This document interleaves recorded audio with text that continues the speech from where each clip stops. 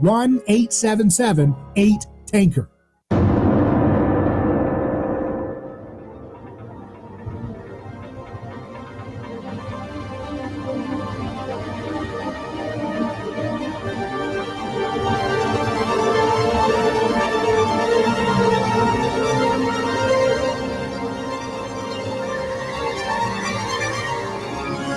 A Neighbor's Choice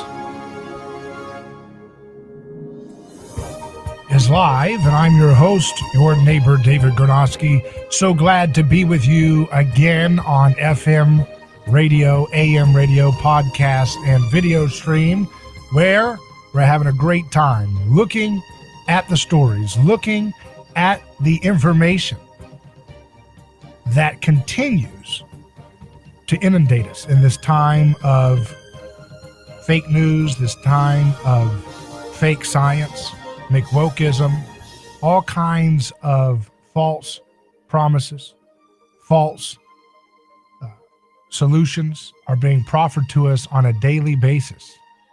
And yet, we have to be able to cut through all that noise and get into the meat of the matter, to get to the facts.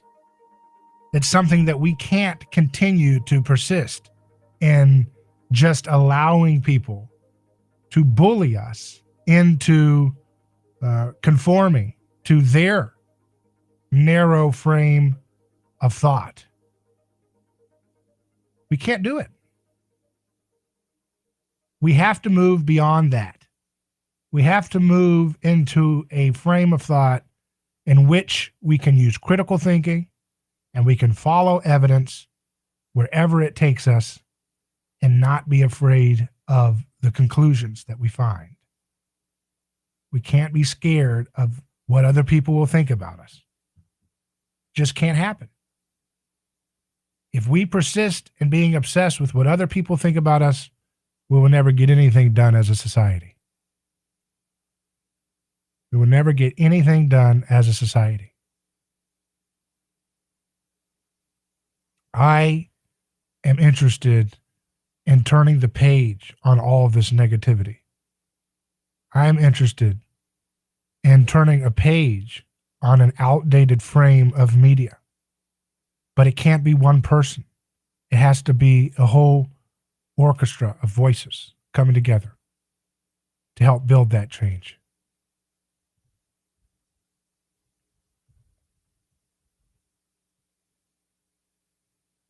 We have to be able to have a conversation rooted in principles like personhood, principles like critical thinking, love of science, creativity.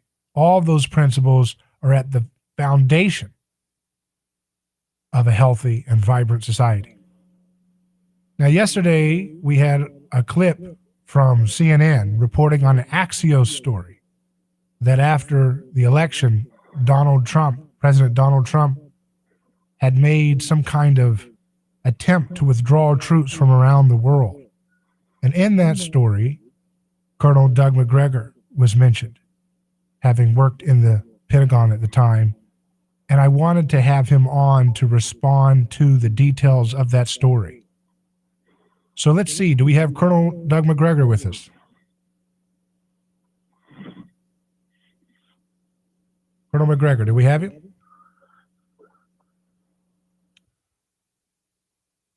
Okay, so we'll keep trying and see if we can get him back. But that's one of the things that I think is not likely to be happening under Biden, which is removal of all troops. But that's what this story was suggesting was going on at the latter moments of President Trump's administration. So we'll work to get Colonel Macgregor on and see if we can hear from him. Let's take a quick break and we'll return in just a moment.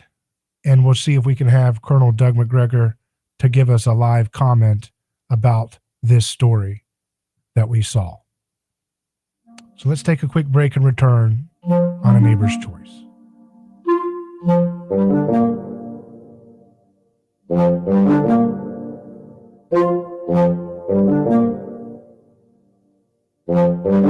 Who is your neighbor? Dave and Wally are team drivers for Oakley Transport. One day, they came across a very serious accident on the highway. Some might pass on by, but Dave and Wally saw there was no time to waste. They jumped into action and saved 2 people's lives with moments to spare. That's the kind of courageous love we need more of today. It reflects the respected culture Oakley Transport develops with their driving professionals.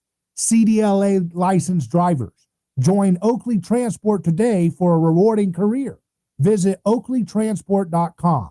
That's oakleytransport.com. Hello, this is David Kronosky with A Neighbor's Choice. I've got a mission for you. I'm a big believer in eating family farm-raised, high-quality grass-fed beef. That's why I'm a frequent customer of White Oak Pasture, a 6th-generation beautiful farm in southwest Georgia. Support sustainable, delicious meat of the highest quality. Ask for White Oak Pasture's beef at your local grocery here in Florida, or go to whiteoakpastures.com, and first-time customers get 20% off on purchases with our exclusive coupon code NEIGHBOR. Are you ready to transform your career? Jess Smith was too. She was stuck on a job that was controlling her life, consuming her free time, and offering little opportunity for growing her pay. Then she found FinTech Mortgage Association, and she never looked back. FinTech Mortgage Association makes home lending simple, and they take care of home buyers like family. Using technology to make everyone's life easier, FinTech Mortgage Association equips each of their loan solutions architects with the tools they need to build a career with a schedule they control, a product they can take pride in, and an earning potential that is life-changing. Unleash your true potential. Join FinTech Mortgage Association. Visit finmay.com. That's FINMAE.com. You're in charge now. NMLS ID 1492187. Equal housing lender. What's better than a stimulus check? Another stimulus check. If you have full coverage insurance, you qualify for up to $150 cash back for your broken windshield. Auto Glass America will install a premium quality replacement with a lifetime warranty at no cost to you. Wherever you are, Auto Glass America comes to you with free mobile service. Make your money go farther with Auto Glass America. 813-96-GLASS. That's 813-96-GLASS. Auto Glass America.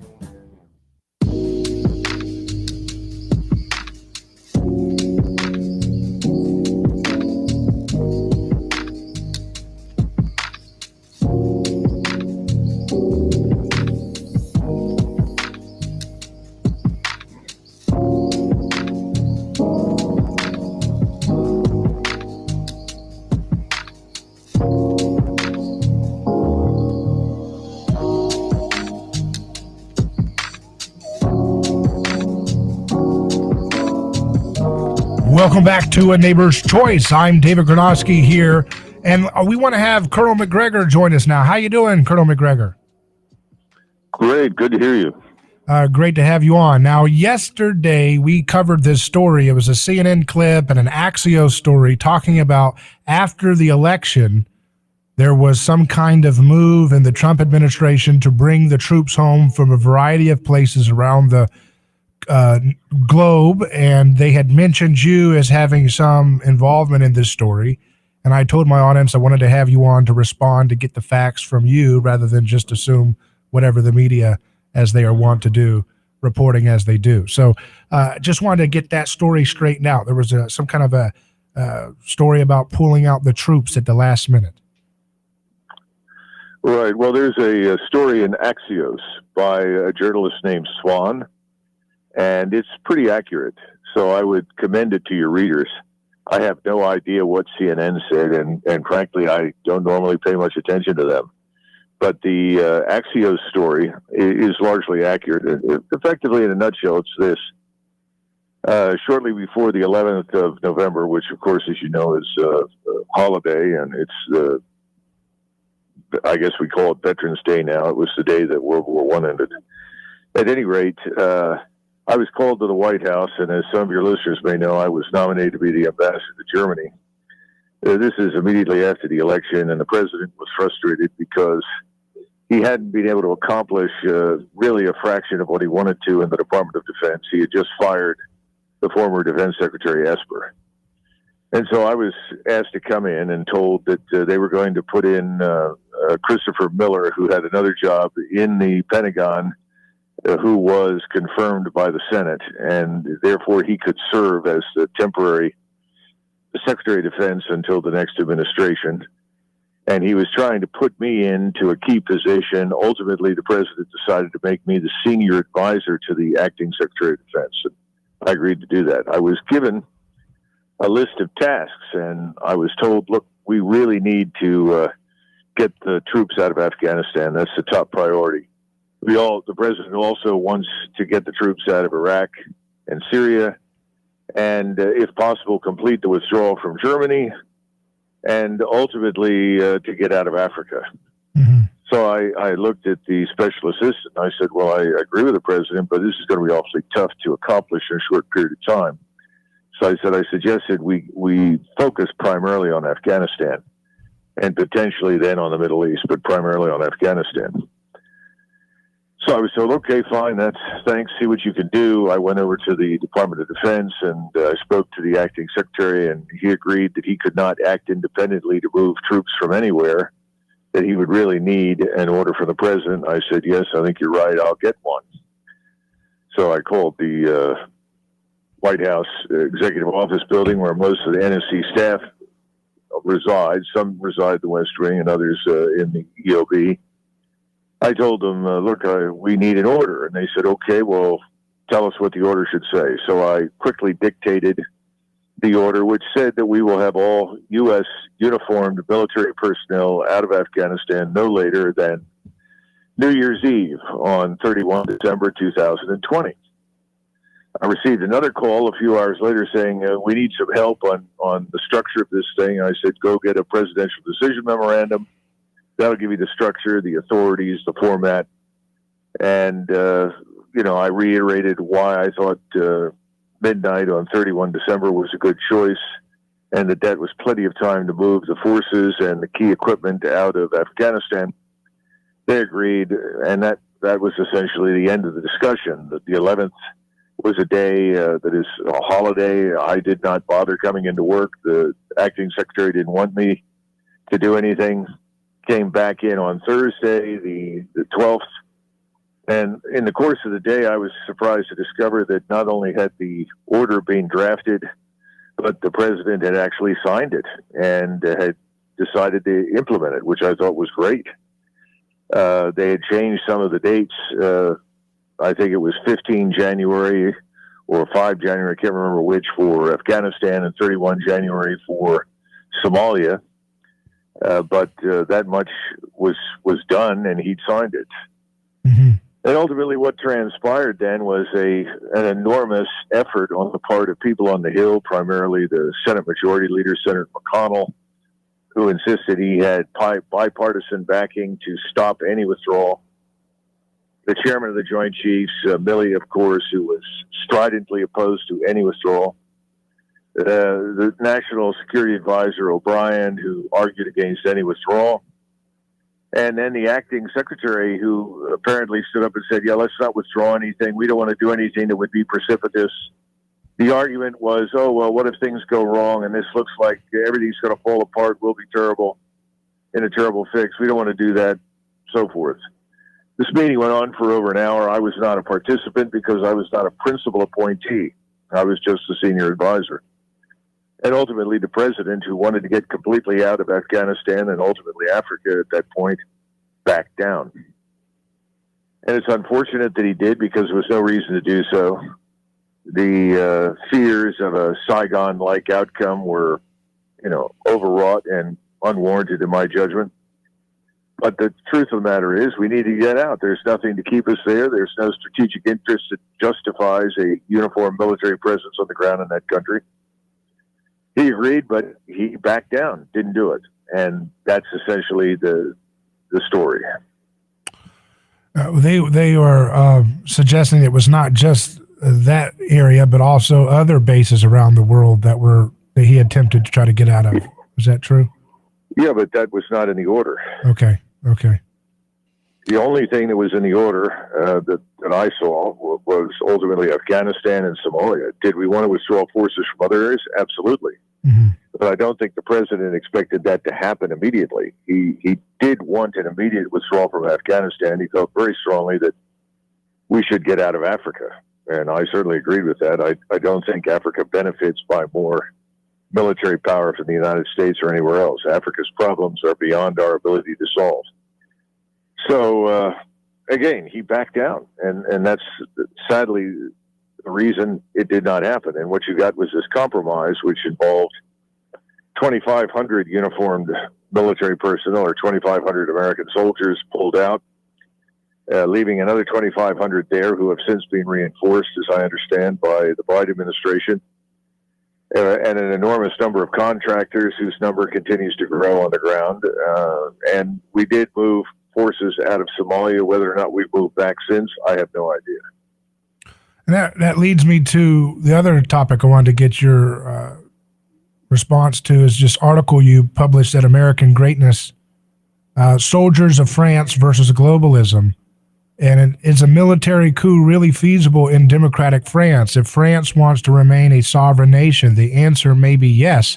What does that mean for America?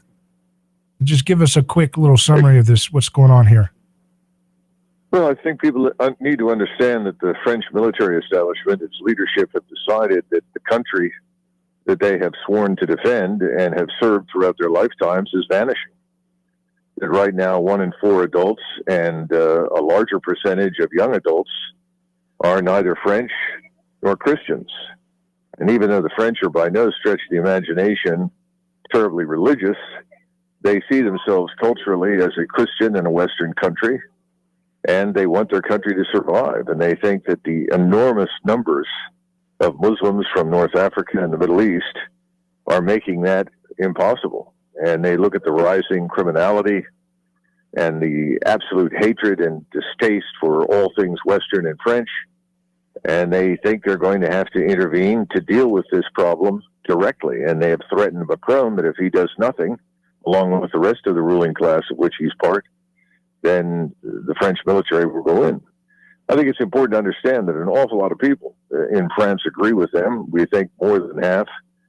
And certainly we now have the mayor of Paris and a number of other notables in the country who have said they agree with the military. The police is standing with the military on this issue. So when will something happen and what will it look like? No one knows with precision. But my point was that the French are suffering the consequences of what is now happening to us.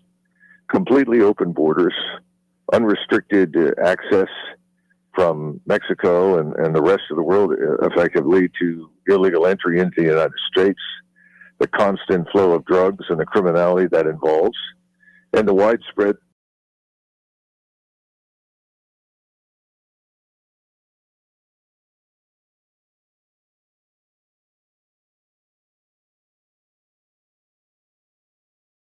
in the United States, like Antifa and BLM and others that have been allowed to assault Americans, destroy property without consequences, without being held accountable. And police who have been attacked, defunded, leaving the population increasingly unprotected in the face of criminality. These are the things the French military has said it will not tolerate any longer, and these are the things that we now face. The question is, what happens here in the United States? And that's anybody's guess at this point. But the French are seeing their country denationalized, turned into something other than France. We are seeing the United States denationalized and gradually being turned into something other than the United States of America. I think that's the underlying message, and the question is, what do we do about it? Yeah, it's interesting how in America there used to be distinctive local cultures around the country, and over time America has become nationalized as a culture, and now the countries around the world are kind of being globalized in the same way, right? Where it's like this one giant country that's attempting to be constructed. Yeah, well, remember, globalism is really a euphemism for Marxism, and Marxism is fundamentally anti-national. It seeks to destroy national identities, religion, culture, in favor of an artificial construct called globalism or Marxism.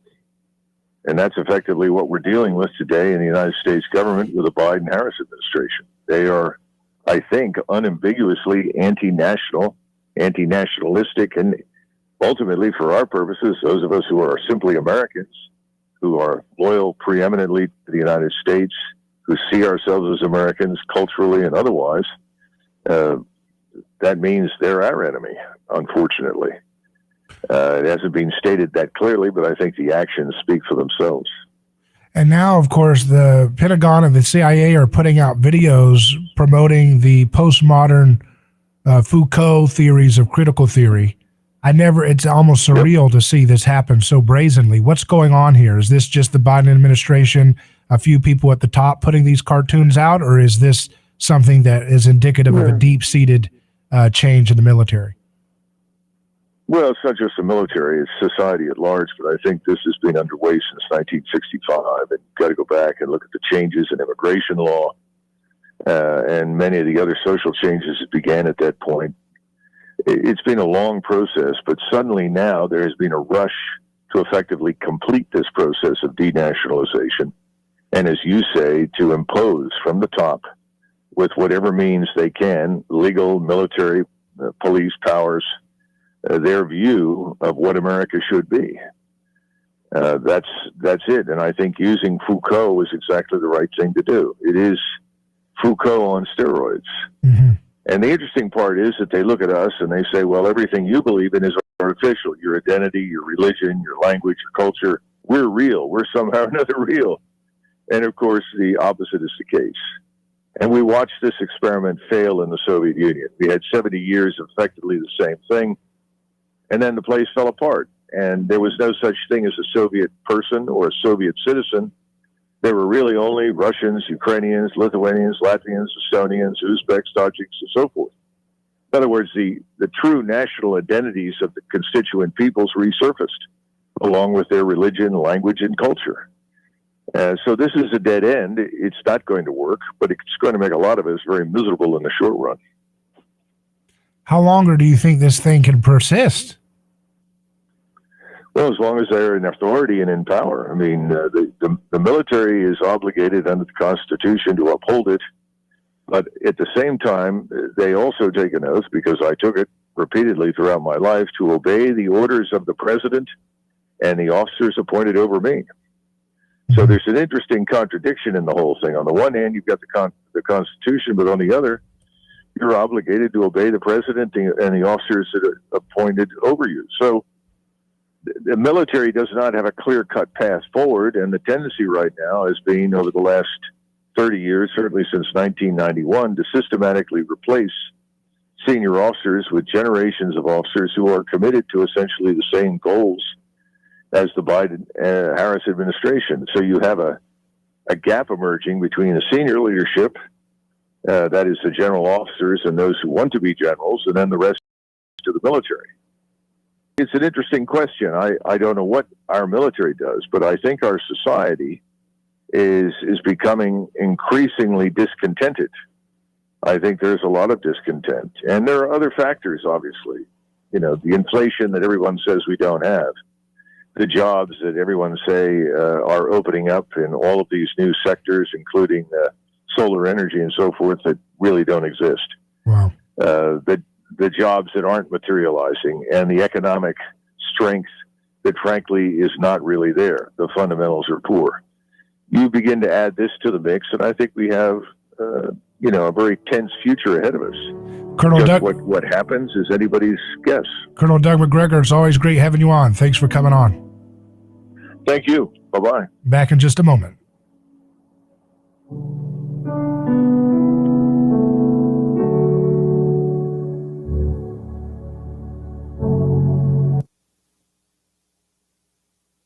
Politics these days are just that, politics. Pathetic discussions about things that don't matter, while the pandemic, crime, and economic disparity march on. That's why you need a balanced approach to news, business, and entertainment in the state of Florida. That publication is newstalkflorida.com. Whether it's the White House, the courthouse, or your neighbor's house, News Talk Florida has the sources, articles, video, and audio that will be a must daily check-in from your laptop or mobile device. Take a look at newstalkflorida.com. Today's news and entertainment with a Florida slant.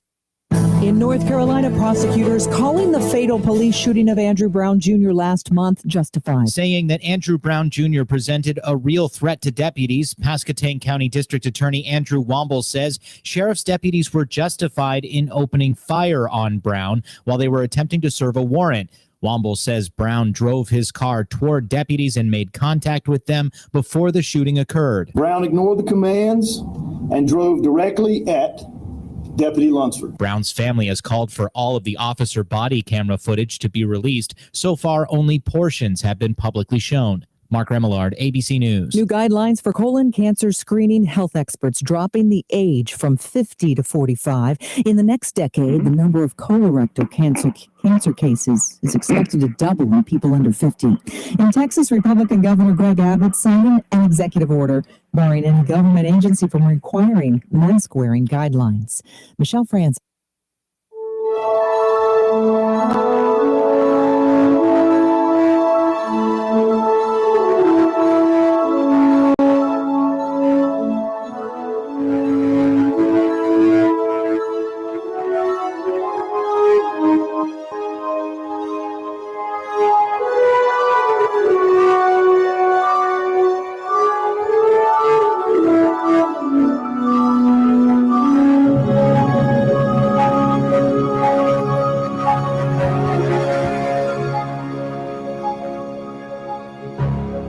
Welcome back to A Neighbor's Choice. I'm your host, David Karnowski. We just heard from Colonel Doug Macgregor, who's a senior advisor for President Trump at the Pentagon near the end of his tenure there, trying to be one of the few guys apparently on staff who actually wanted to do what the will of the people was, which was to move troops home, bring troops home, and start to wind down the endless wars, which are nothing but a machine for moneymakers who want to stir us up into trouble and put us in harm's way for no reason but their own self-interest.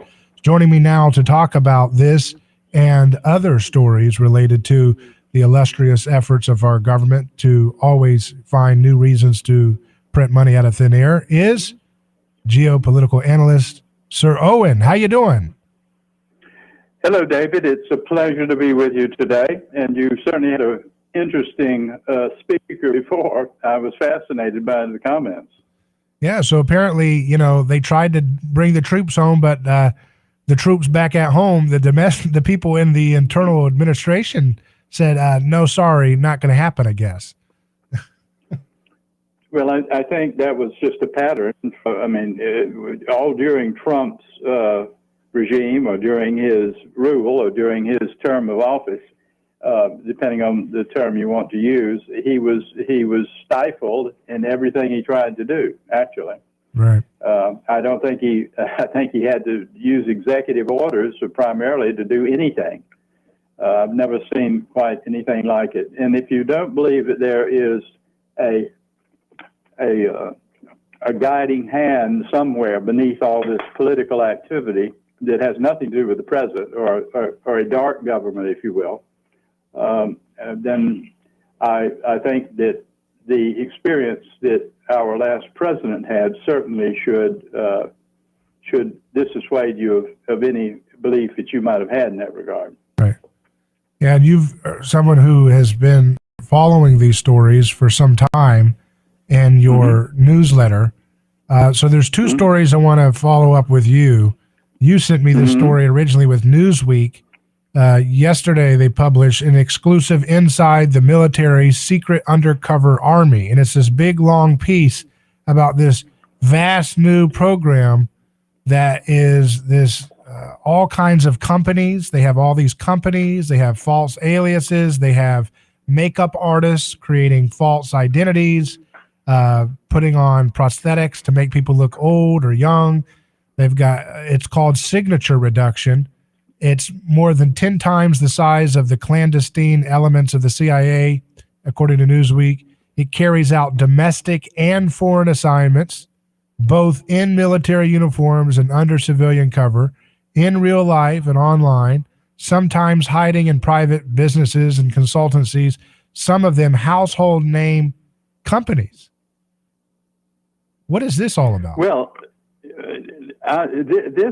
David, first of all, it's a very interesting story, and that's why I sent it to you. But in many ways, it is not new. I mean, in the 60s, during another phase of my life, or in the early 70s, operating in Central America and South America, it was just common for Central Intelligence and others, Department of Defense people, to covey up with U.S. businesses there under false names and under false pretenses as a so-called employee, when in fact they are, it was just a courtesy that U.S. corporations, religious groups, I won't name the religious groups, they would bring people in as members of their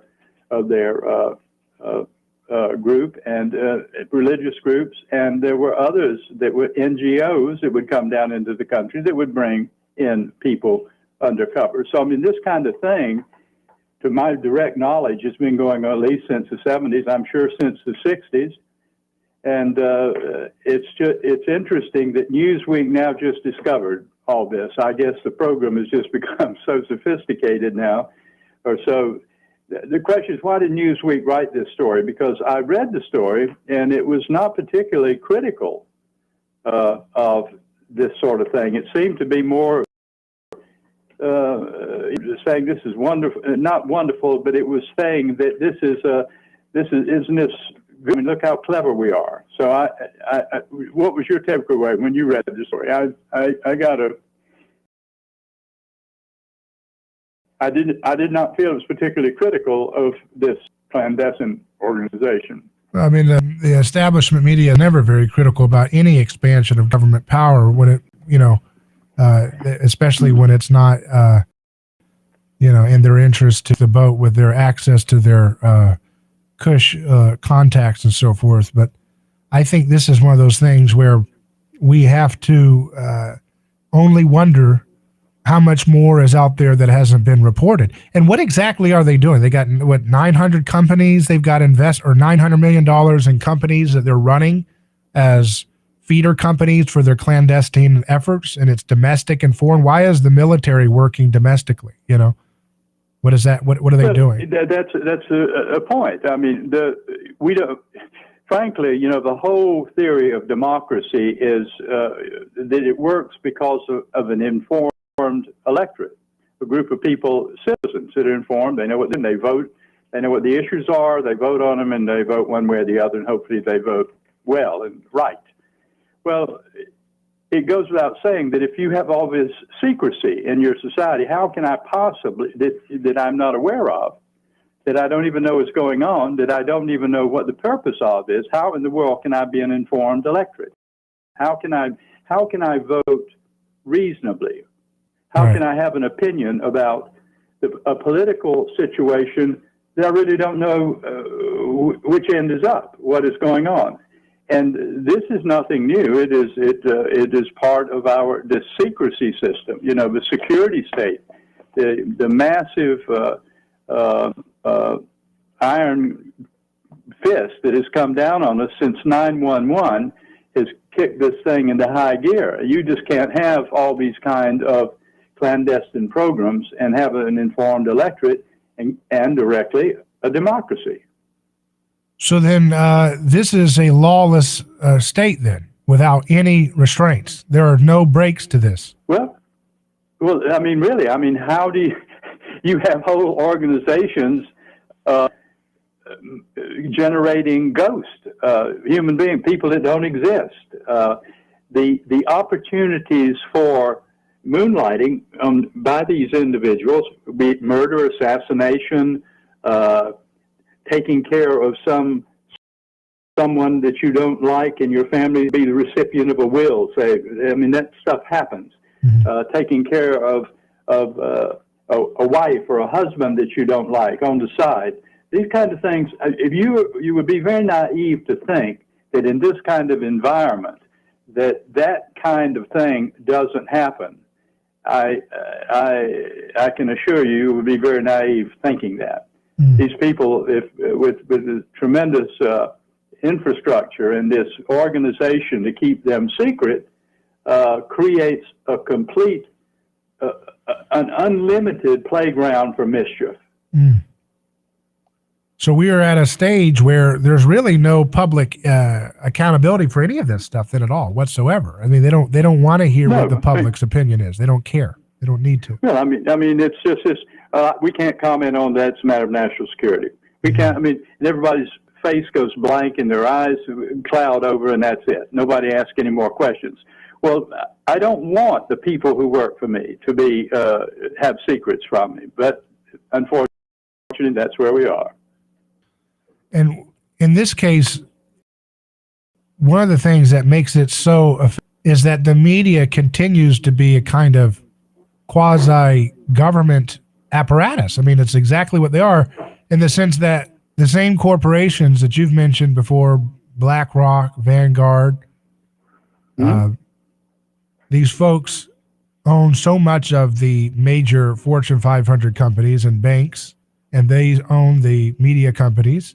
And then those same companies are invested into the regulatory and government positions. So it's one big happy family, and we're the product, apparently. The American public and the people around the world are the product that they're just, fighting over how to have access to the product, our labor or whatever it is that they need. Well, it's interesting. There was a book written, and I don't know if Dean Koontz, he writes rather dark books, stories, semi-horror, semi-terror. But in 1994, he wrote a book that I thought was the most prophetic and scary book I'd ever written, I'd ever read. It's titled Dark Rivers of the Heart. And it explained exactly this system that Newsweek is talking about now in 1994. And it is an eye-opening book. It is fiction, supposedly. I have no idea what Dean knows about, but it's extraordinarily well written, and I defy you to walk away from that book without an entirely different view of government. Mm-hmm. So very interesting. If your listeners, if you do it, that's Dean Koontz, Koontz, 1994. The book was written, Dark Rivers of the Heart. Quite an eye-opener. Now, the New York Times has a story, I don't know if you saw this one, Secret Sharers, the hidden ties between private spies and journalists. A booming renegade private intelligence industry is increasingly shaping and misshaping the news. This is by Barry Meyer, and he's talking about the whole thing that they did about Russia and Trump, and it's all these private intelligence groups, and they're all the anonymous little sources say that the New York Times and Washington Post and everybody uses over and over again, the same source A, source B. It's all the same stuff. These private intelligence groups that are basically, curating and shaping the narratives that these media outlets report. Well, what's important here, the private intelligence agencies that you talk about are all those spooks, all CIA, all Department of Defense. Most of them they're no more gumshoes like we're used to, the old detective, the guy that's out there just beating around and sitting in cars and making notices about who goes where and when. But these guys, mostly in the private intelligence agencies now, or CIAs, as we call them, commercial intelligence agencies, are former spooks, or certainly have to have some relationship with or access to former spooks to do their business. And so it's very easy for the private intelligence agency to stovepipe information that the CIA or some other agency wants stovepiped into the mainstream media through them. They're kind of a washing machine for governmental propaganda, in a way. You understand what I'm saying? Yeah, so they work with these private groups to wash the information back through into the media, right? Right. Well, it's like theoretically the government can't just wholeheartedly monitor car tags, without some sort of warrant or whatever. So what do? they don't monitor that, but they buy the information from a private company that does. Right. So that's monitored. They have simply bought information. In other words, they have totally circumvented the law. Because no, we didn't do it, but we bought information from this firm that does. You see, it's a very big distinction under the law, you know. Mm-hmm. And same thing with the state of Florida here. As I understand it, the state of Florida, I believe this is correct, has sold access to all of its driver's license photos. And there are companies that have now they curate and use their particular algorithms, et cetera, to process, and then they sell it back to whomever. Right. And as Pasco County and Pinellas County, I believe I'm correct in this, both have some access to the all of the driver's licenses in the state of Florida. So when they have a suspect and they do their visual recognition thing, they run everybody's driver's license in the state. So we're all on a 24-hour, surveillance thing that we're not even aware of, looking for the suspect they're looking for. And they have no warrant for looking at my driver's license, but they look at everybody's driver's license. So, this whole thing is just getting to the point that at some point, no one, you said the President of the United States in your earlier story, could not issue an order to do something without it being circumvented by some department, some other department. Well, who is the chief executive? Mm-hmm. Who's running the show? Yeah. If I sound a bit frustrated and disorganized, I apologize to your listeners, but it really is an overwhelming situation in many regards, and it has been for a long time. And this Newsweek story just sort of is a good synopsis of a thing, and that Newsweek wasn't more outraged about all this, and they seem to be like, oh boy, look how clever we are. I don't know. It's troubling. And the other question is, being suspicious and cynical, like we all have to be now about everything. Why is Newsweek printing this story now? It's not a brand new story. Are they just aware of it now, or is there some purpose behind printing it now? Mm-hmm. So I want to switch gears for just. I want to switch gears just for a moment because you mentioned Florida, and just an hour ago, Florida Senate approved almost unanimously, according to WFLA.com, a new agreement, a draft between the state of Florida and the Seminole Tribe of Florida to expand gambling in the state of Florida. What's your take on this, just from just switching totally gears into the local perspective of what this is all about? Well, I think it's a good thing. I mean, I'm really pro-Seminoles. They've had a bad lick, and now it seems like at this point in history, they're getting a little money back from their gambling casinos and this sort of thing. It's unfortunate that they have to, run gambling casinos, because we all know that those things sort of prey on people who's. I'm not saying we don't have good judgment, but people who have less judgment than others, and. But it seems to be on its face, a good deal for the state of Florida. I think I read a little bit about it, $550 million a year in additional funding for the state through whatever thing he signed. On the other hand, it also, I haven't read it and I don't know that much about it, but if it creates some sort of monopoly for the Indians to control the gambling in Florida, I don't like monopoly anywhere. But generally speaking, I think it's pretty interesting, and DeSantis, who I have arguments with on other issues, on this particular one, and the way he's handled the COVID thing has been pretty good. He's an interesting guy so far. Well, Sir Owen, it's always great having you on. I really appreciate going through the news with you, and we will hear from you shortly, I'm sure, with more stories. Well, good, David. Thank you for having me, and good luck. Very good. And you can always follow his newsletter by subscribing. Email Tamron@hotpolitics.com. We'll take a quick break and return after this short message.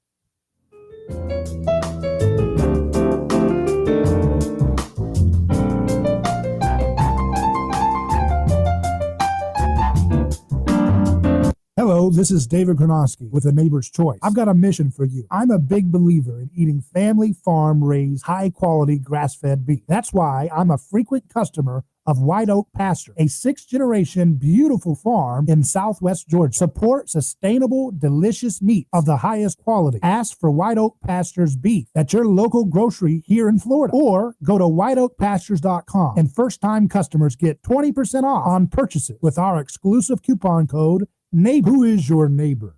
Dave and Wally are team drivers for Oakley Transport. One day, they came across a very serious accident on the highway.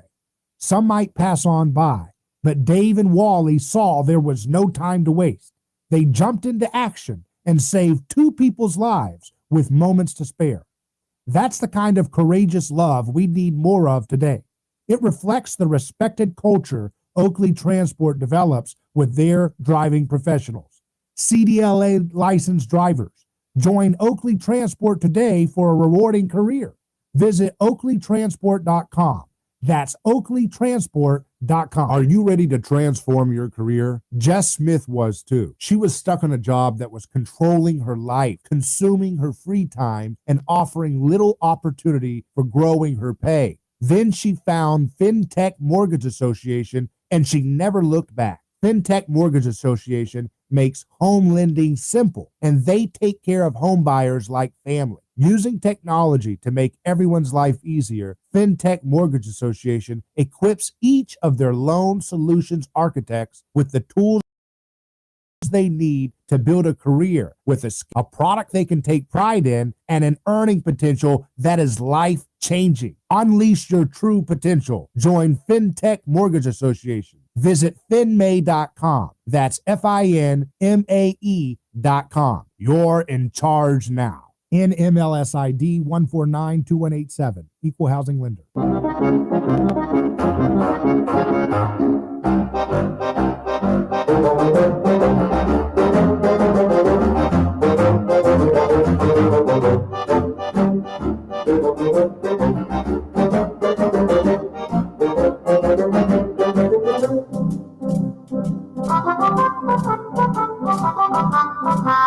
Welcome back to A Neighbor's Choice. I'm David Gronowski here, and I told you before that we're going to play clips from progressives to show you the truth about the next scam. See, they always have a new little thing to exploit, a new crisis. They could be real crises, of course, or it could be manufactured crisis. Remember what they said when President Trump wanted to get out of Afghanistan? They said, there's a crisis.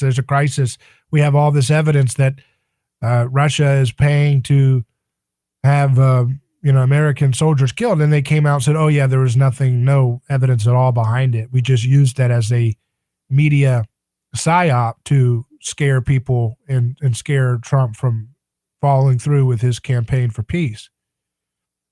So, but then they use these other stories. They've used the COVID thing. They've used it a lot, and they've made a lot of havoc for their own personal benefit, consolidating power into the hands of giant retailers and giant corporations, giant pharmaceutical companies, giant banks, giant government agencies.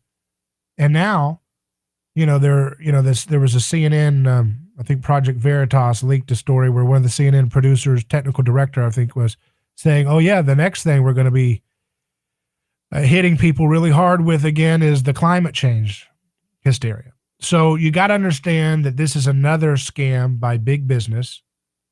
The climate change hysteria is another corporatist hysterical thing. Now, that doesn't mean that we shouldn't have pollution-free. We should have pollution-free environment, and we can have it, but it's not going to come from anything the television points you to. So let's go ahead and play some of this clip from the movie The Planet of the Humans, which was produced by Michael Moore. There was a man from Goldman Sachs who was particularly in love with turning forests into profits. Has everybody got enough coffee? You might want to get some more. Meet David Blood, former CEO of asset management for Goldman Sachs. How much money did Mr. Blood believe should be invested in green energy? a natural alignment for something in the order of $40 to $50 trillion worth of capital. $40 to $50 trillion. And who was going to help the man from Goldman Sachs? Help him raise that astronomical amount of money? A gentleman some of you may recognize and know, Bill Mckibben. It's entirely dependent on what kind of political will we can muster. And if we do not get this done very fast, then we're not going to get it done. And so Bill Mckibben went forth to generate the political will for trillions of dollars in green investments. Our next guest has been called our nation's leading environmentalist. And you are, in some sense, the grand poobah of the environmental movement. My guest tonight is on a global crusade. On a global crusade for what? Commit to divesting from fossil fuels. We can't justify investing our money in companies that are basically running Genesis backward. So when you divest from fossil fuels and invest in green funds, what are you investing in? I took a deep dive into Securities and Exchange Commission filings to find out. For instance, in the Green Century funds, recommended by 350.org and Bill Mckibben, I found less than 1% solar and wind, and 99% things like mining,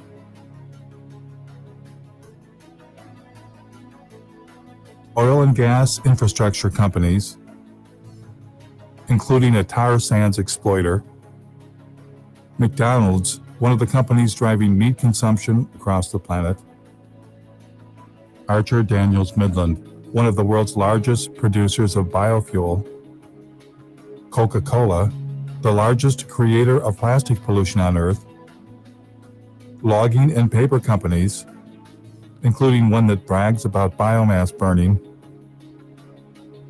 and banks. Lots of banks, including BlackRock, the largest financer of deforestation on Earth. The business that they're engaged in is actually destroying our life support system. The Sierra Club also partners with a green fund called Aspiration. Aspiration also includes dozens of companies profiting from the destruction of the planet, including Chevron, ExxonMobil, Chesapeake Energy. In order to maximize the production potential of the well, the shale formation will be hydraulically fractured. The Russian gas giant. So we'll leave it there. We'll leave it there. But you can see that they go out, they say, hey, we need trillions and trillions of dollars given to our corporations and these little climate change funds. Turns out they're scam industries. Same companies, McDonald's producing the vegetable oil sludge, Arthur Midland Daniels or whatever that company is producing the seed oil sludge. Same old things. Those are some of the most pollution heavy things to produce, by the way, for food. These toxic seed oils and all the other different things that you just saw there, tearing up forests, removing forests, creating all kinds of toxic byproducts. And it's the same corporations. They just found a new way to get trillions of dollars out of your labor into their pockets.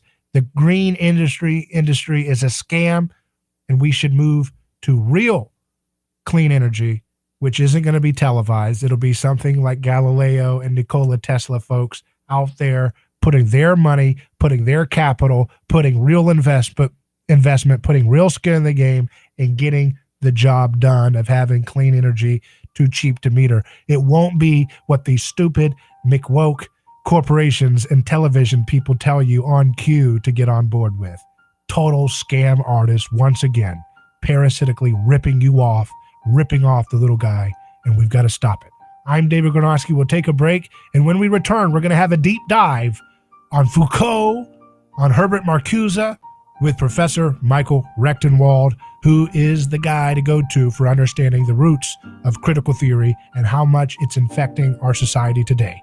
Don't miss it. Back in a moment. Your home for news, talk, and information. 1040 WHBO Pinellas Park. Tampa Bay's all new News Talk 1040. It's the only way I get news. From ABC News, I'm Michelle Franzen. President Biden making a push for his infrastructure plan in Michigan today, touring a Ford electric vehicle plant and telling workers in Dearborn, high-tech and electric are the future for American-made products Yes, and sir. jobs. This is David Grodin Show. We're going to have you on in just a couple minutes. I'll put you on hold, and then when you hear him address making you, an electric your version mic will of be its most live. popular F-150 thank truck, you. saying it will help beat China in transitioning away from fossil fuel. They think they're going to win, but I got news for them. They will not win. The president ordering the executive branch and agencies to buy American and asking Congress to invest in a national electric charging network. Andy Field, ABC News, Washington. The president's domestic agenda detoured by the ongoing fighting between Israel and Hamas. ABC's Mary Bruce says President Biden is trying to work diplomatic channels to end the violence. For the first time, President Biden is publicly expressing support for a ceasefire, but he did so in a very carefully worded statement, stopping short of calling for an immediate halt to the violence or setting any kind of deadline. Palestinian Health Ministry says more than 200 people have been killed in Gaza by Israeli airstrikes, including 61 children since May 10th. Israel says 12 Israelis have been killed by Hamas rocket fire. Tensions inside Israel also growing. Palestinians with Israeli citizenship went on strike today protesting Israel's policies. Tomorrow, the House expected to vote on forming a bipartisan commission to investigate the January 6th attack. House Minority Leader Kevin McCarthy says he won't support it, claiming it could be redundant. Senate Majority Leader Chuck Schumer says Republicans and Democrats on the committee say it's needed. We'll see what the House vote is like, but I want to be clear. I will put the January 6th commission legislation on the floor of the Senate for a vote. Senate Minority Leader Mitch McConnell says he needs more information. You're listening to ABC News.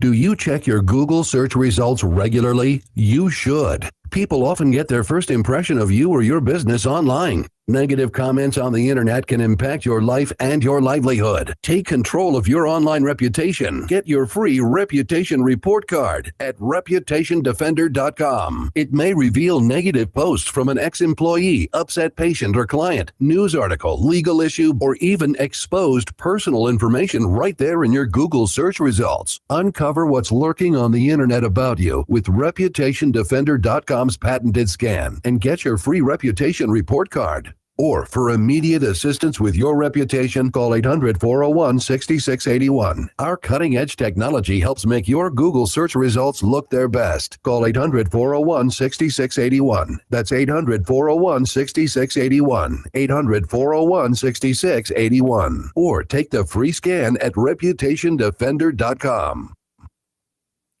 Despite earlier guidance, transgender women in France will be allowed to play women's rugby. The French Rugby Federation announcing it will allow transgender women to play women's rugby as of next season, a decision that breaks with the guidelines issued by rugby's governing body, which said last year that after months of research, it had, quote, concluded that safety and fairness cannot presently be assured for women competing against trans women in contact rugby, end quote.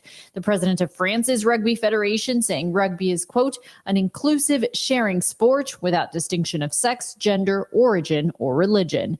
Inez de la Quatera, ABC News, Paris.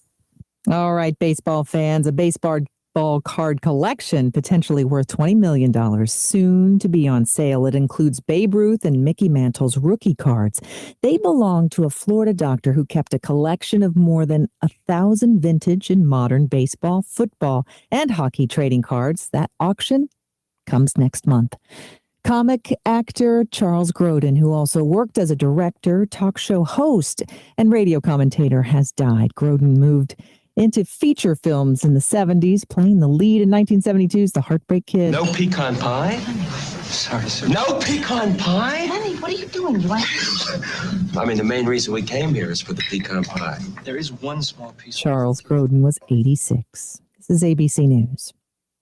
Ty Pennington with Guaranteed Rate. When building a house, you have to get the math exactly right. Something feel off center? Check the math. Same thing with your mortgage. How much could you save switching from a 30 to a 15-year fixed? Check the math. You won't believe how much you could save on interest payments. Let's just say it's some good math. Refi at rate.com. That's rate.com. Savings, if any, vary subject to credit approval. Call 866-934-7283 for cost information. Equal housing lender. NMLS ID 2611 and MLSConsumerAccess.org.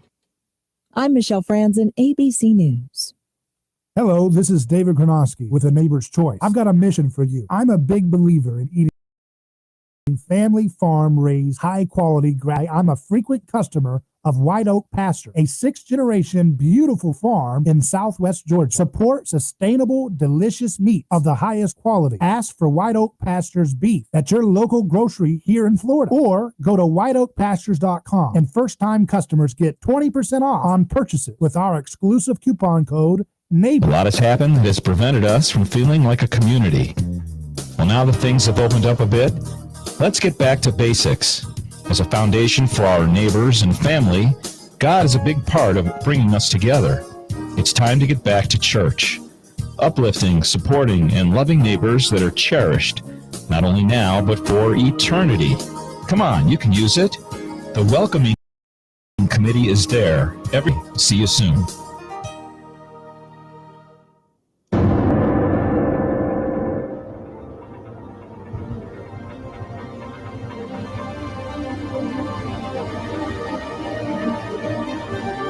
From the heart of Central Florida, you're listening to the most electrifying show in media.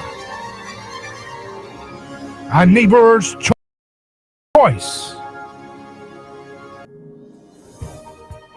I'm your host, your neighbor, David Grodin. So glad to be back with you for another edition of a show where we're going to challenge toxic groupthink. We're going to look for answers right under our noses, perhaps, guided by principles like personhood, nonviolence, skin in the game, decentralization. Those are all common sense themes that everybody likes, but they get confused. They get distracted, and they get totally inundated with a lot of misinformation. And one of the things that is a hallmark of misinformation is the notion that critical theory is the only game in town for those who are passionate for justice and for transformational change in society.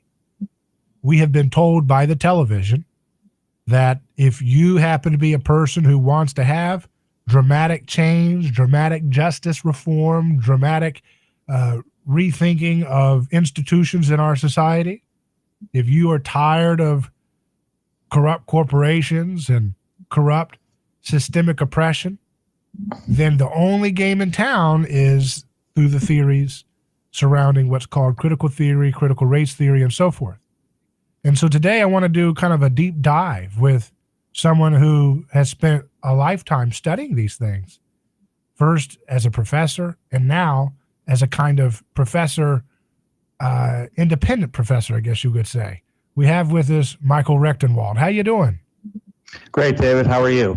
I'm doing great. So, I wanted to have you on because we talk about these names, and I thought, who better than you to kind of give folks a little bit of an introduction into who these people are that are the intellectual kind of forefathers for what the television tells us every day. We hear the Pentagon, we hear the CIA all saying these talking in a language about that sounds very like reminiscent of what critical theory is all about. So I wanted to kind of go back and look at some of the first principle names. Where would you start? Would you start with Foucault, or would you go with somebody else just to give people an understanding of? I would start with the Frankfurt School of Critical Theory, the German intellectuals who came over to the United States in the 30s and set up shop at Columbia University. And to spread their critical theory ideas throughout the university system and through various departments of the university. And then they became, at least one of them, a major spokesperson for the New Left in the 70s. That's Herbert Marcuse. So I would start with critical theory, which is these German intellectuals. And then I would also include the postmodern theorists, who are originally they were French, and postmodern theory infiltrated the U.S. starting around the 80s with Derrida and Jacques Derrida and Michel Foucault and others. So that's where I'd start, is critical theory first. Okay, so let's start there. Let's look at this Herbert Marcuse, you mentioned. Now I'm looking here, he was born in 1898 in Berlin, and then he died in 1979.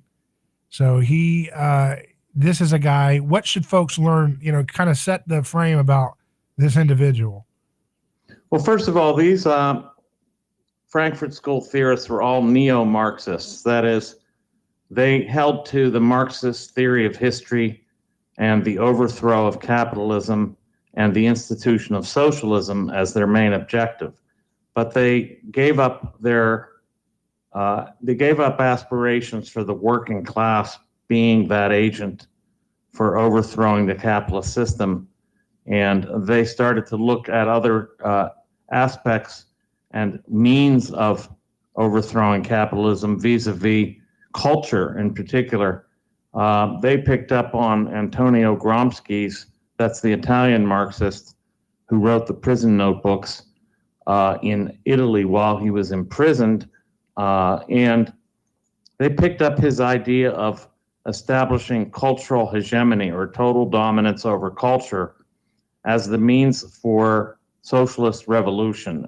Instead of inciting the working class to overthrow the state and the capitalist class, they thought that we need to infiltrate all the cultural institutions and undermine the society that way. Right. So when I look at the Wikipedia page, it mentions about Marcuse that he was employed by the U.S. Department of State as head of the Central European section, becoming an intelligence analyst of Nazism. So he was working with the U.S. government. Yes, he had a State Department appointment, and under the guise of being anti-Nazism, he was basically a socialist, basically flying under the radar right in the State Department itself, and issuing statements about Nazism, but also about socialism. He was opposed to Stalinism, but he still had the same objective of bringing about socialism. And his role is very large in terms of the New Left and the kind of culture of intolerance that we see pervading our society now. He was an early advocate of what we might call deplatforming of speakers and cancel culture, really. Because in his book, or a short essay actually in a book called Critique of Pure Tolerance, he wrote an essay called Repressive Tolerance, in which he argued that unless someone was speaking in some radical revolutionary way, their speech should be suppressed. And he basically said that all speech that didn't abide by leftist ideals should be suppressed. And this became a kind of a centerpiece of leftism in the United States, and it became the basis of the theoretical basis for everything we're seeing today in terms of cancel culture, the silencing of dissidents, the squelching of any speech that isn't leftist. That's really what's going on today, and we're seeing it all the way through to the State Department, and we're seeing it in the military, where recently a military person who was basically fired for criticizing critical race theory and socialism, and suggesting that it shouldn't be taught. That the military shouldn't be indoctrinated into these ideas. And I agree with him, but he was fired for this. So this has reached every layer of society now. We're seeing that critical race theory, which is directly derived from critical theory, we're seeing that these ideas are now totally pervasive and dominant in our society. So Marcuse was also employed by the Office of Strategic Services. So that was the pre-CIA intelligence group. So, and then of course he becomes the father of the New Left. So basically the CIA created the New Left. So it's no surprise then that the CIA is now putting out videos that valorize these talking points that were developed by the very guys that they put on the map. It shouldn't be a surprise, should it? Yes, here we have the father of the New Left, basically nurtured and sponsored by the CIA. And it's no surprising. One might question the degree to which the CIA has been behind this whole woke culture movement. Right. It's no surprise they've adopted it, but the question is whether they have propagated it. And I wouldn't put it past them, frankly, because they've done worse. I mean, they did introduce LSD to see what they could do to the left as such that way. They thought about basically debasing the left using psychedelic drugs. And they have undertaken other types of enterprises, like they sponsored the Iowa Writers Workshop to make sure that they put the right kind of literature out from Iowa, a preeminent writers workshop. They sponsored abstract expressionism. So they have had their hands, and of course they also sponsored Gloria Steinem. So they've had their hands in manipulating culture for quite a while. What's in it for them? I mean, their job is to be spying on foreign adversaries. Why do they want to influence the culture so much? Well, they're trying to control the population here as well. They're trying to control the population in the ways that I think are dictated by, well, it's real hard to say where these, who's dictating the terms, because they've changed, right? Because in the 50s and 60s and the 70s, this was anti-Soviet, anti-communist, but now we're seeing that there's been a shift towards socialism and towards other leftist ideals and ideologies. So there's no question that they have done this kind of manipulation in the past, that they've been involved with manipulating our own culture and trying to control the opposition to this and that, and trying to create a certain cultural milieu here, a certain cultural ambiance, or a cultural scenario they're trying to foster. I wonder if they're true believers in this religion of the critical theory, or if they just are cynically using it because whatever. Like, why is it in their interest to promote critical theory to the American public? Does that help them get a better paycheck? Does it get them a better pension? I mean, what makes them feel better about that? Like, I'm trying to think of a self-interest, how that works. Well, I think it's the ruling elite that's dictating these terms. Okay. And these terms have changed over time. Right now, I think the ruling elite has a great interest in promoting socialism and critical race theory because of the kind of system they're trying to establish here. Right. It is a kind of corporate socialism, as I call it, where they want a kind of socialism on the ground with corporate monopolies on top, and nothing in between. This seems to be the paradigm that's in place, or being put in place as we speak. So they want to sell us on a socialist program for the scraps, right? And obscene profits for the rest of them, the elite managerial class. Equality on the ground, and then of course these corporate oligarchs, they don't need equality, and nor do they need training in critical race theory, nor do they need shamed for their privilege, and so on and so forth. All these things are reserved for the masses. So they're trying to create a new opium for the masses, a new kind of religion. Definitely. It's a kind of opiate of the people, and ironically, it's Marxism at base. So if nothing else, Marxism has served as an opiate of the masses, ironically, since it was Marx who called religion the opiate of the masses. We're speaking with Professor Michael Rechtenwald. When we continue, we're going to learn more about Marcuse, the ideas behind critical theory, and also getting into what we should know about the French postmodernists like Foucault. So we'll take a quick break and return live in just a moment on A Neighbor's Choice.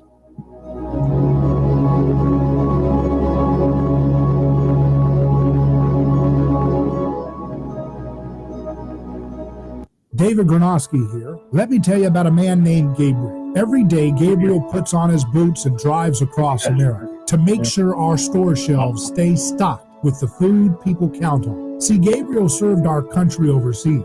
He knows that America stands for freedom, quality, and caring for others the way we would like to be treated. That's why when Gabriel saw food shelves getting low during the pandemic, he hit the road as a driver with Oakley Transport. In the land of the free, where no one should go hungry, we need heroes like Gabriel to help keep America fed. CDLA driving professionals, join Oakley Transport today. Keep America fed. Visit oakleytransport.com or call them today at 1-877-8-TANKER. That's 1-877-8-TANKER. Are you ready to transform your career? Jess Smith was too. She was stuck on a job that was controlling her life, consuming her free time, and offering little opportunity for growing her pay. Then she found FinTech Mortgage Association, and she never looked back. FinTech Mortgage Association makes home lending simple, and they take care of home buyers like family. Using technology to make everyone's life easier, FinTech Mortgage Association equips each of their loan solutions architects with the tools they need to build a career with a schedule they control, a product they can take pride in, and an earning potential life-changing. Unleash your true potential. Join FinTech Mortgage Association. Visit finmay.com. That's FINMAE.com. You're in charge now. NMLS ID 1492187. Equal housing lender. A lawsuit is not something that anyone looks forward to. It's a stressful process. There are attorneys in Tampa Bay that keep clients well informed, creating less stress. That law firm is Catania. Personal injury law is defended with full disclosure. There is no guessing game. If it's an auto accident, medical malpractice, nursing home negligence, unsafe working conditions, or motorcycle accidents, the law firm of Catania will handle the process worry-free from start to finish. Many victims don't realize they have a claim for the loss until they talk to Catania. They only represent private individuals and treat every case as if it's going to trial. Putting families first is more than just a slogan. It's their way of practicing law. It's a commitment to you. Remember, they don't get paid if you don't get paid. So go to Catania.com. Over 28 years in practice. Catania, personal injury, auto, and motorcycle accident attorneys.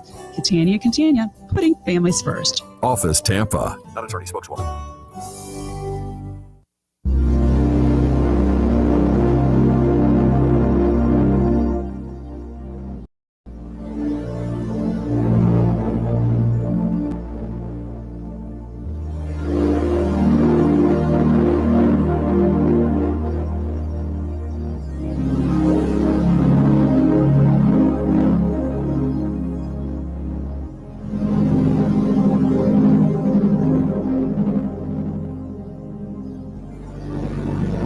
Welcome back to A Neighbor's Choice. I'm David Gronowski here with Professor Michael Rechtenwald as we look at some of the other names, the foundational names behind what you're hearing about on TV all the time and what you're seeing in movies and films and so forth, which is critical theory, this new left critical theory that's been baking in a long time in our culture. As a professor, did you espouse the views of Herbert Marcuse at the time that you were teaching, or who was your favorite field of thought? Well, I did get a PhD in critical and literary theory, so I did become very well versed in all the Frankfurt School theorists and the postmodern theorists, and I basically had a leftist socialist ideal. I embraced most of the ideas of the Frankfurt School and some of the ideas of postmodern theorists.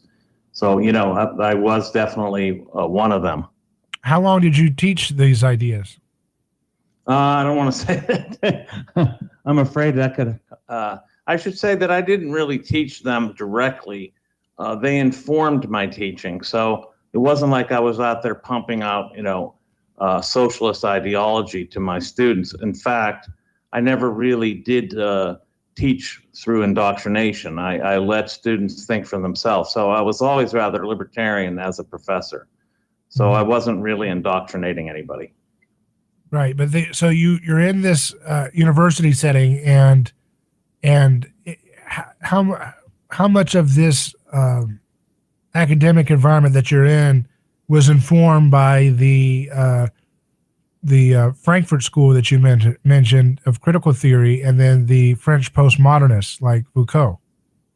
I mean, it's just everywhere. I mean, Foucault for example, is the most cited scholar in the humanities and social sciences, period, in the whole world. So everybody has to know something about these people. Mm-hmm. And I would teach Foucault. I did teach essays by Foucault, and I would, let students think for themselves about what he was arguing. But it's informing everything. I mean, critical theory is shot through almost the entire university system, and especially the humanities and social sciences. It's completely informed by it. There isn't a field that it hasn't touched. Mm-hmm. And so that's what folks are going to get when they go to universities, but not just universities, but also television. These ideas are baked into TV. And as we've mentioned before, the CIA was promoting this Marcuse guide. Was there, probably they had an interest in promoting the French postmodernists too. Yes, postmodernism was promoted heavily. Most of the ideas that come out of postmodernism is this idea of social constructivism, that everything is a social construct. This is where you get your gender constructivism and the idea that gender is a social construct, and and transgenderism that naturally follows from that. If your gender is a social construct, then you can adopt one of your choice, according to this idea. So, and as far as the critical theory goes, what they really brought to the table was this kind of ruthless criticism of everything existing in capitalist society. They meant to oppose the way things are with what they called a negative dialectic, and that is this oppositional dialectic that would try to negate the current system and supersede it. So they're basically Hegelians and Marxists at base, using this thesis, antithesis, and synthesis model. This is Hegelian dialectics, and they oppose to the existing system this negative dialectical force, which they mean to overcome the system with, and then out comes your third term, the synthesis, which is socialism. That's what they'd hoped to do. Mm-hmm. But I mean, in terms of Marcuse's his role in setting up the kind of intolerance that we have today, I mean, I could just read you a passage from his essay, Repressive Tolerance, which is kind of like the blueprint for how the left behaves. He said, we should withdraw tolerance from all regressive movements before they can become active, intolerance even toward thought, opinion, and word, and finally intolerance in the opposite direction, that is, toward self-styled conservatives to the political right. These anti-democratic notions respond to the actual development of the democratic society, which has always destroyed the basis for universal tolerance. So basically what he's saying is, since these views are intolerant, we can't tolerate them. Mm-hmm. And they must be suppressed. He even called for pre-censorship. It's very Orwellian. He even called for pre-censorship of people's thoughts before they could even express what they thought.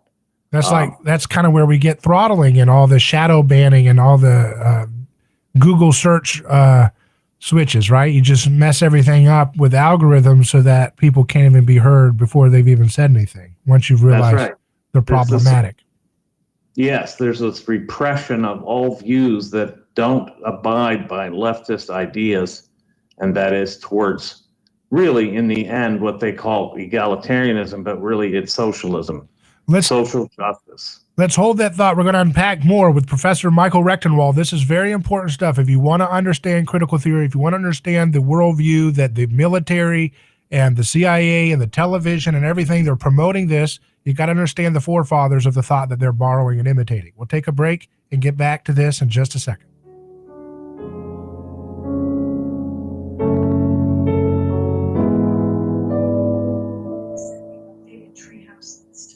Thank you. Ronald Reagan turn over in his grave if he saw what's going on today. Crazy things are happening. You cannot be afraid. You've got to stand to what you believe is right. But one thing is for sure. You can't trust anybody. For talk, news, and information, you can count on us. Enough is enough. I mean, I almost blew a gasket. Good for the country. I know what I'm talking about. A lot of wackos out there. Your connection to talk about it. The all-new News Talk 1040, WHP. The COVID-19 Hate Crimes Act is headed to President Biden's desk now that the House passed it on a vote of 364 to 62. The legislation was created in response to a rise in violence against Asian Americans during the pandemic. Those of Asian descent have been blamed and scapegoated for the outbreak of COVID-19. And as a result, Asian Americans have been beaten, slashed, spat on, and even set on fire and killed. New York Democratic Congresswoman Grace Meng. The president toured an electric car plant today in Dearborn, Michigan. Everything that these workers, this historic complex in the state represent is something that I hope gets modeled around the country. It's about respect. It's about dignity, the dignity of work. The president was visiting the plant as part of an effort to drum up support for his American Jobs Plan. A North Carolina DA says the fatal shooting of Andrew Brown Jr. by sheriff's deputies was justified. No charges will be filed. Daria Albinger, ABC.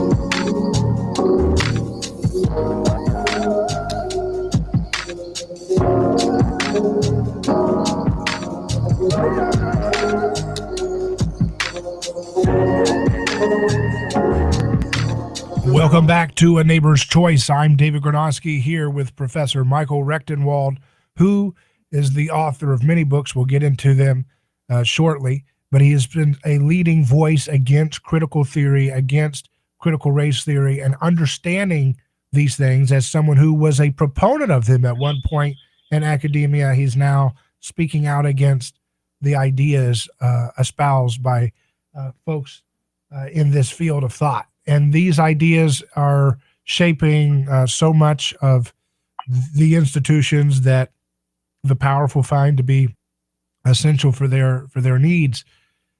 Do you think did Marcuse and did they know that they were being used?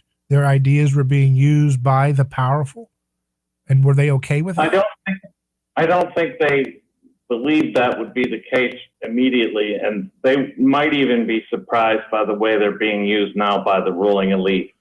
I think they saw themselves as perpetual underdogs who were trying to oppose the dominant society, which they believed to be repressive and oppressive, and they were attempting to undermine it.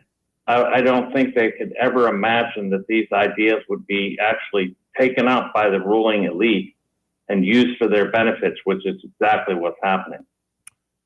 There's a story in dailysabah.com says Guy Sorman accuses Michel Foucault of abusing boys in Tunisia.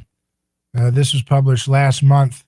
French-American professor Guy Sorman accused French philosopher Michel Foucault of being a pedophile rapist in an interview with the Sunday Times. Sorman, a friend of Foucault, said that the philosopher sexually abused Arab children while living in Tunisia in the late 60s, stating that he learned of the situation when he visited Foucault. Sorman said the young children were running after Foucault to say, "What about me? Take me, take me." They were 8, 9, 10 years old. Foucault was throwing money at them and would say, "Let's meet at 10 p.m. at the usual place," apparently amongst gravestones. So this is the sick mind that the military wants to use to shape the policies of the Pentagon? Is that what we're dealing with here? Yeah, that's basically what we're dealing with. Yeah, we're dealing with somebody who signed a petition in Paris to make pedophilia normalized. He signed a petition along with other leftist academics and scholars in Paris. They thought that pedophilia should be normalized, that it shouldn't be criminal, that it should be legal, and that they thought consent should begin at 12 or 13 years old. So there's no surprise there that he's being accused of this, because I think he probably did engage in it. He was definitely a pro-pedophilia advocate, and so there's no reason to doubt these accounts whatsoever. Yeah, it's pretty disturbing to think that this is the guy that folks who have real grievances with the justice system, the African American community, the Hispanic community, I'm sure they would like to know the biography of the guy that the TV is telling them they have to think his thoughts in order to be considered properly black. That's what, I mean, you listen to the language these guys are using on the television, and they're saying basically, if you don't get on board with Black Lives Matter, which is, again, Angela Davis is one of their hallmarks, and you get that, and she's getting into critical theory. I don't know if she's interested in Foucault, but there probably is an affinity there. I'm just throwing that out there, but I don't know. But you have this whole wheelhouse of thought. It would be nice for the public to know the worldview of the people that they're supposed to be told that they have to submit their minds to here. Absolutely. I mean, Angela Davis was a student of Herbert Marcuse's. She studied under him at Brandeis University. And so we see that, you know, these people are coming by their ideas naturally, so to speak. And they have this idea of power that, you know, it's a zero-sum game, first of all, and the powerful have to be opposed in every way.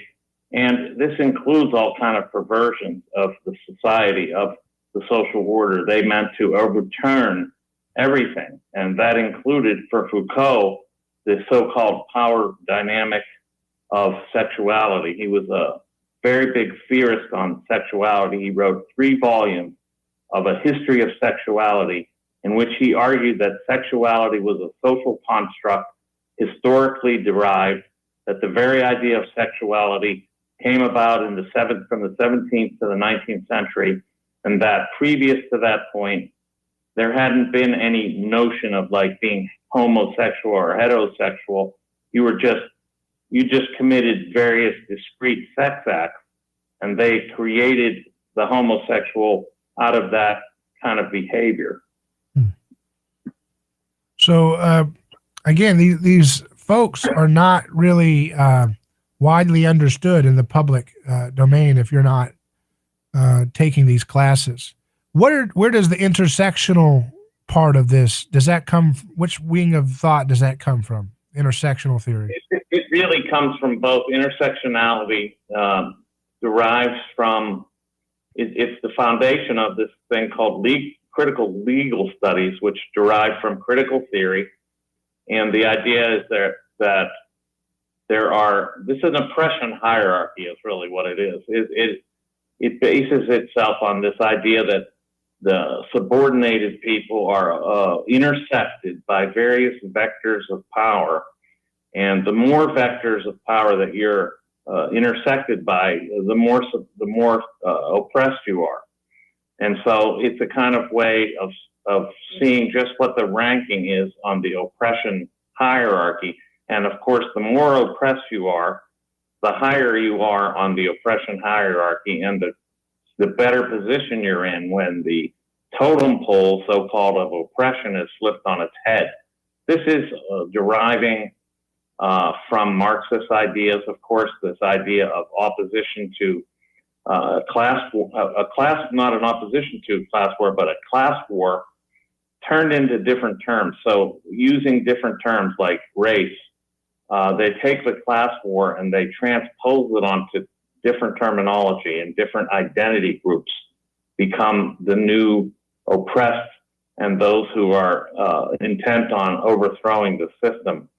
So once it was the working class who were deemed to be the basic saviors of the human race by overthrowing capitalism and the capitalist class, it's now racial groups or sexual groups transgender groups. And that's why you see the cobbling together of all these different identity groups. That's what Marcuse conceived of in his books, One-Dimensional Man.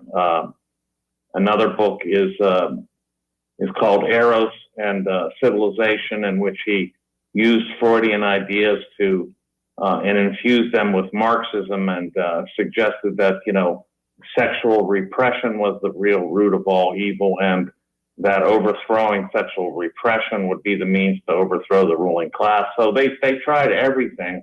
There are many theories, and they meld different ideas together in order to upend the system, and that's the object. But they've always been funded by the ruling class. I mean, that's what they are. They are the ruling class. Yes, they are, actually. The thing is, it's very interesting here. The real object of this vituperation and this animus that they have is the middle class, or the middle householders. Basically, the standard middle of the country. They're actually using ruling class money and using ruling class support to overthrow this middle class, or basically anybody that's, of average means. These people are actually the enemy. And that was the case in the Soviet Union. It was the case in China. It's always been the case for socialism. The object is not to overthrow the ruling class, as they suggest. The ruling class funded even Marx. The writing of the Communist Manifesto was funded by bankers. So this is not surprising that they have this objective of throwing over the middle of the world, getting rid of the basic middle income earning people, and getting rid of their way of life and replacing it. But you're right, that it's always been a ruling class project. And they seem to have a revolt against Christianity, because Christianity is where you get the possibility of having a middle class where you don't have elites ruling over peasants and slaves. You have the foundation of private capital and private contract and presumption of innocence and, a fair trial. All these foundational things that kind of go hand in hand with what allows for a middle class to thrive are things that come out from a Christian virtue, which is something that they have a problem with. They don't like meaning. They don't like objective truth. They don't like standards on moral behavior. They want to rewrite a morality that's in constant rebellion, apparently. Yes, I mean, Christianity gave us the individual rights, in effect. It's often accorded to the Enlightenment thinkers, but really, it was Christianity that brought value to the individual and individual rights, to treat individuals equally in terms of, their rights, their law, to make them equal under the law. This is really a Christian inheritance. And Christianity stands for the individual, really. And this is what they oppose. They oppose the individual as such, because this is a collectivism. And therefore, they must get rid of individual rights. That's why we see people like Prince Harry now saying that the First Amendment of the Constitution in the United States is, what did he call it, hokum or some other term? Yeah.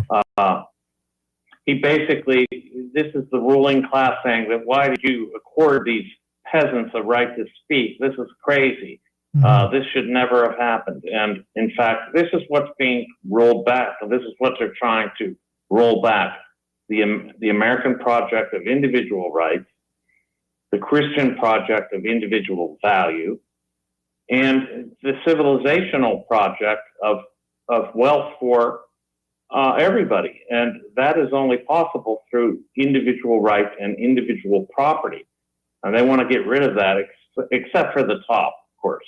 They will retain their property. Klaus Schwab and his folks want, us to forfeit everything.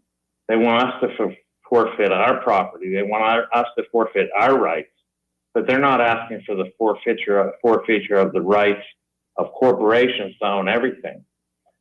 So it's a very hypocritical idea, and they're trying to bamboozle a great deal of the population into believing that their privilege must be revoked because these aren't rights, these are privileges after all. And so therefore they can be rescinded. That's the real aim of all this language of privilege. Privilege is something that can be taken away. Rights inhere in the person. Therefore, they're trying to figure our rights in terms of privilege.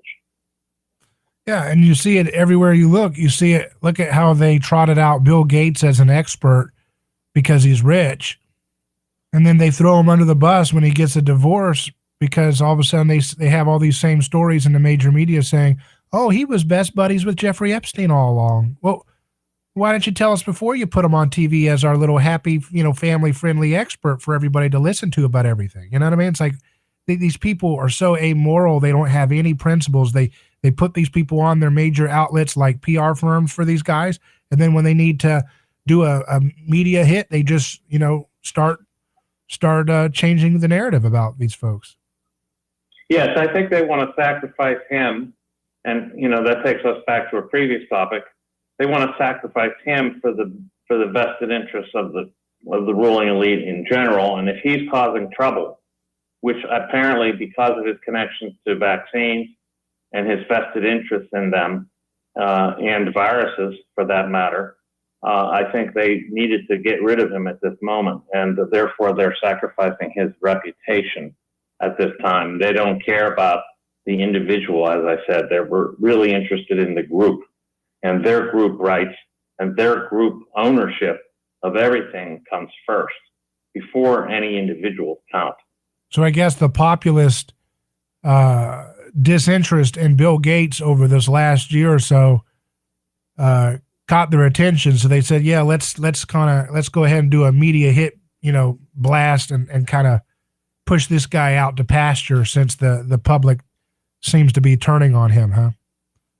Yes, exactly. He is somebody they could afford to sacrifice because his reputation and, the basic knowledge that people have been digging up about his vested interest in vaccines and his pushing of the vaccine and his, ownership of most, he's the largest owner of American farmland in the country. So they're saying, look, he's a liability at this moment, so we can sacrifice him for the greater good of the class, which is really what they're up to. So we'll take a quick break. We're speaking with Professor Michael Rechtenwald. When we return, I want to ask Professor Rechtenwald, what can we do to challenge these ideas, both on an intellectual front and also just in a everyday context, to make sure that these toxic ideas from some rather unsavory characters in some cases, like Foucault and Marcuse apparently, how do we push forward and fight back against these ideas before those ideas end up ruining everything that we've come to enjoy in this society, freedom and liberty and tolerance and respect and truth?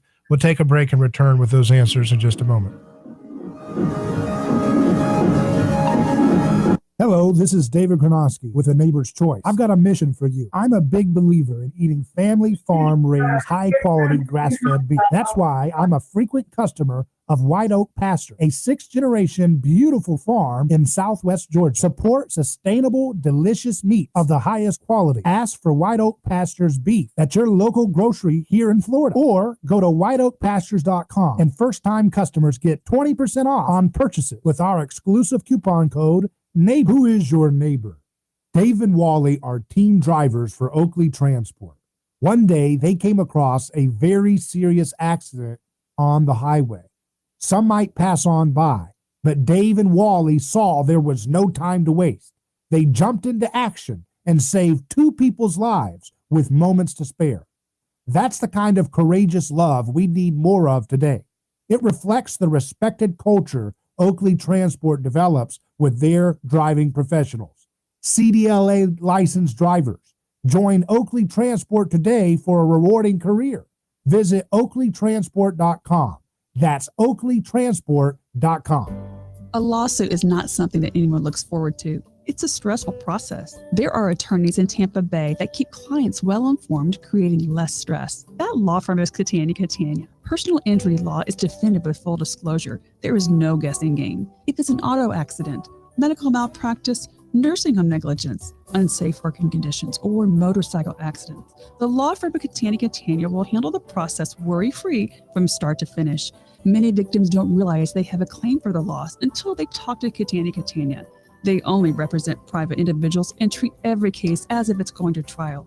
Putting families first is more than just a slogan. It's their way of practicing law.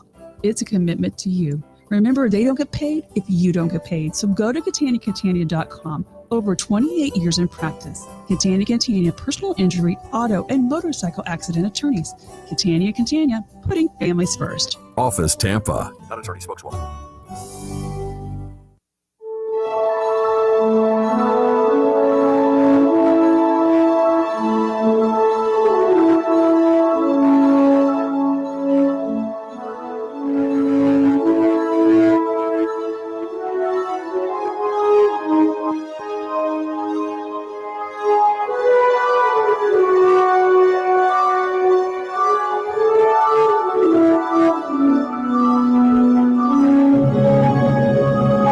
David Gronowski here. We're speaking with Professor Michael Rechtenwald, and I want to ask you, we've been talking about these figures, Marcuse, Foucault, and there's others that have been the founders of what we have critical theory today, which dominates, education curriculum and elementary and, the Pentagon, the CIA, recruiting videos. It's so effective, I guess. The FBI doesn't want to call Antifa a terrorist group because they're kind of got a soft spot for their ideas, apparently, some of them. So what can be done to push back against these ideas when it seems like every powerful institution and media company is totally on board with regurgitating these nonsense concepts? Well, I'd say on a local level, people should form consortiums against critical race theory and socialism as taught in the schools. They should create counter education boards, because the boards of education in all of these districts are signing on to this rapidly if they haven't already signed on to it. So parents should form consortiums, local consortiums against critical race theory and socialism and postmodernism. And then they should take their voices to these school boards and say, we do not want this garbage taught to our children. We don't want this pervading our children's education. And it's not just in one or two subjects. They shoot it through the entire curriculum, and they make even math about this. So that's one thing to do on a practical basis. And you need to get a little bit boned up on what it's about, why critical race theory is pernicious, because it is pitting people against each other. It is attempting to exacerbate, if not creating, racial tensions in the first place. It is saying it's putting the class war in different terms, and it's trying to make our whole society a kind of agonistic field of nothing but struggle between these groups. And you should recognize as a typical or middle-class white person that your rights are not privileges that can be revoked, and you must stand up for your rights, and that's the right to speech. They may cancel you if they have a lever on canceling you, but more people have to be creative and courageous in order to oppose this.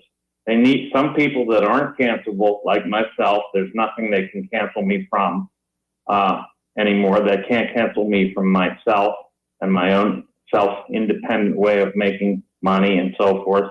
But they can cancel people that have some sort of stake in the system. So it's got to be those mavericks first who aren't cancelable that need to stand up and argue back against this and get it thrown out of these school systems, because that's where it's going to get your child, not just, attacking you as an adult, but actually attacking your children's mentality and their mindset into shame, guilt, and other types of emotions that make them feel unworthy to live.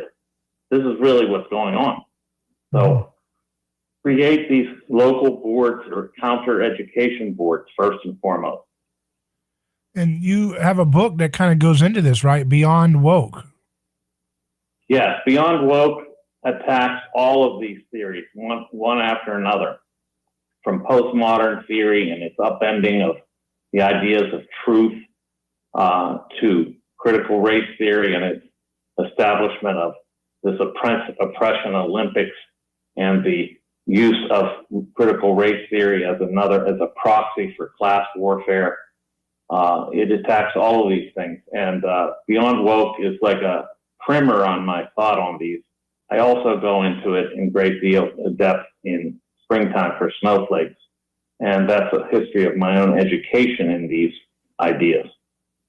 What do you think is beyond this woke stuff 10 years from now? Where do you think it would, I mean, where is this, what's the new thing that you've seen percolating in academia that maybe will be the next thing to hit the mainstream?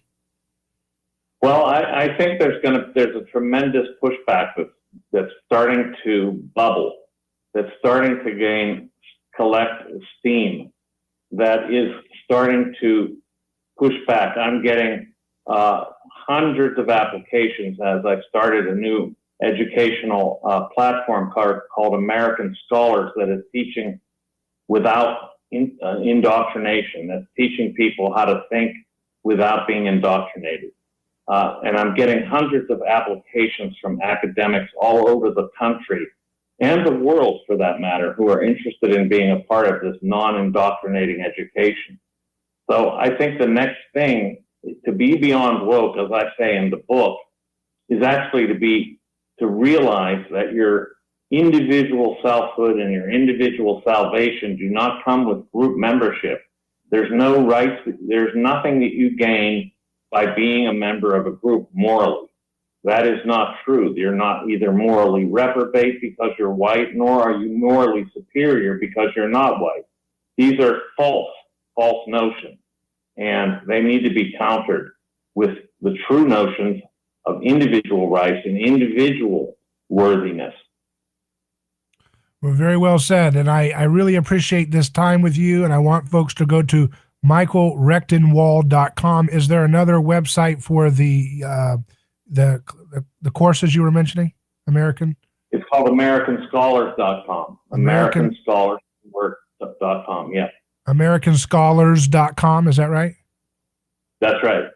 So check out AmericanScholars.com so you can start taking some really great courses, learning about these things. This is so important to not, this is why I'm not a part of the Conservative Inc. thing, because we don't have time to react. We have to be the intellectual vanguard for the future. And we've seen what happens with people who always do nothing but react. They just, what are those professors saying now? No, you have to be the professor, right? Just like you did. Exactly right. That's exactly right. You must lead the charge. Don't be reacting all the time to what they're trying to pull over on you. Preempt their actions. Preempt their behavior. Very good. Well, thanks again for coming on. It's always great having you on. Thank you for having me, David. I appreciate it. It's great to talk to you. Very good. And so, folks, this is why we have these deep dive discussions, because it's so important to intellectually equip yourself to understand how these ideas came about, who the founders of these ideas are, their biographies, so you know the context of their lived experiences that are being infused into their ideas. And then once you're able to have that critical thinking of these different theories, then you can assert your own ideas, your own assessments of what's going on, and be able, again, to be the intellectual vanguard of the future. Your grandchildren are depending on this to take place. This is your job. This is your mission. Let's get to work. I'm David Grodin. Email me hello@aneighborschoice.com. Godspeed.